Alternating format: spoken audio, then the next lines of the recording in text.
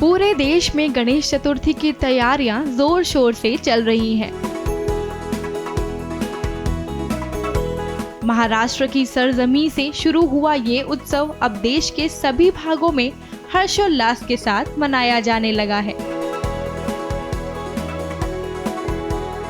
गणेश चतुर्थी के उत्सव में लोग भगवान गणेश की प्रतिमाएं अपने घरों में स्थापित करते हैं और विधिवत पूजन के बाद उत्सव की समाप्ति पर उन प्रतिमाओं को पावन नदियों में प्रवाहित करते हैं।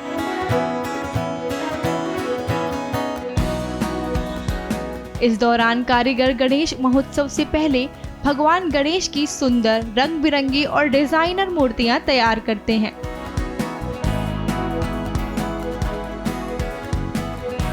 मूर्तियों को आकर्षक बनाने की होड़ में कारीगर प्रकृति को नुकसान पहुंचाते हुए हानिकारक केमिकल्स और पीओपी का इस्तेमाल बहुत अधिक मात्रा में करते हैं, जिससे मूर्तियों का व्यापार बढ़ सके।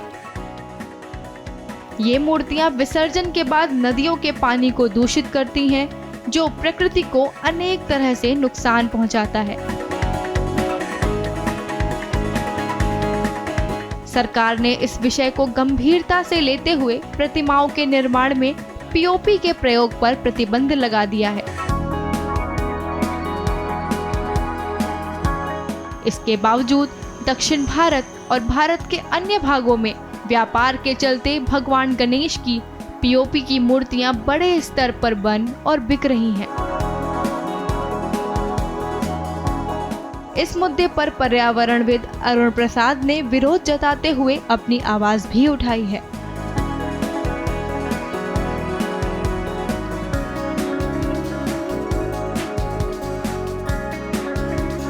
POP is plaster of Paris. It is a very toxic chemical. Okay, so when we release it into the fresh water bodies, that is, lakes and other places, rivers, everything, it will increase the acidity of the this and there will be fish kill and also the water will get poisoned.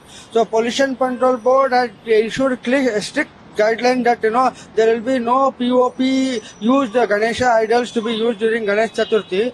And also the toxic chemicals. POP always uses very colorful paints that again itself is very toxic.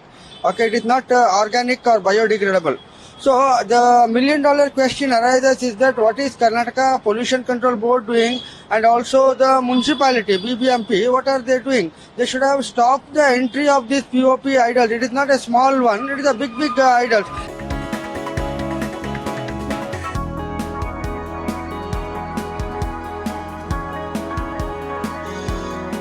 लेकिन ये मुद्दा केवल कर्नाटक का न होकर पूरे देश का है।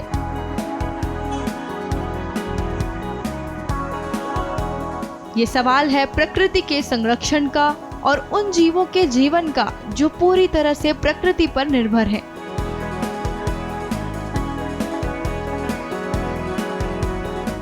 क्या मानव अपने त्योहार के जश्न के साथ प्रकृति के संरक्षण का ध्यान रख सकता है?